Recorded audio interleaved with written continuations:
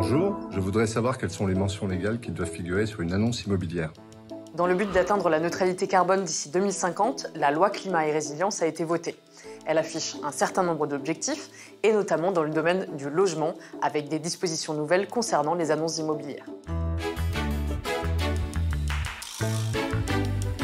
Le contenu des annonces publiées lors de la mise en vente ou de la location d'un bien immobilier doit mentionner le classement du bien au regard de sa performance énergétique, ainsi qu'une indication sur le montant des dépenses estimées en consommation d'énergie.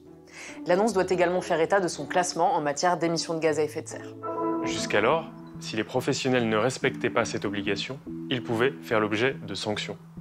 Les agences immobilières ne sont plus les seules concernées. Désormais, les particuliers qui mettent leurs biens en location ou en vente peuvent être également condamnés s'ils ne respectent pas les règles d'affichage. Cette obligation a pour objectif d'uniformiser les pratiques entre professionnels et particuliers. Mais ça n'est pas tout, le législateur a étendu l'obligation sur l'état des risques depuis le 1er janvier 2023. Toute annonce, que ce soit pour la vente ou la location d'un bien, devant faire l'objet d'un état des risques, doit comprendre la mention suivante. Les informations sur les risques auxquels ce bien est exposé sont disponibles sur le site Géorisque. Cette obligation ne concerne pas tous les biens. Il s'agit des biens immobiliers situés dans des zones couvertes par un plan de prévention des risques technologiques, comme le nucléaire, ou par un plan de prévention des risques naturels prévisibles dans des zones sismiques ou des zones à risque du fait de la présence de radon.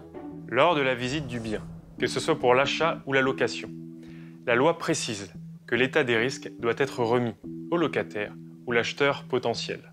Les nouvelles dispositions de la loi permettent au locataire et à l'acquéreur qui n'auraient pas eu l'état des risques au moment du contrat de demander la résolution du contrat, c'est-à-dire son annulation, ou une diminution du prix. Voilà, vous savez tout, ou presque tout.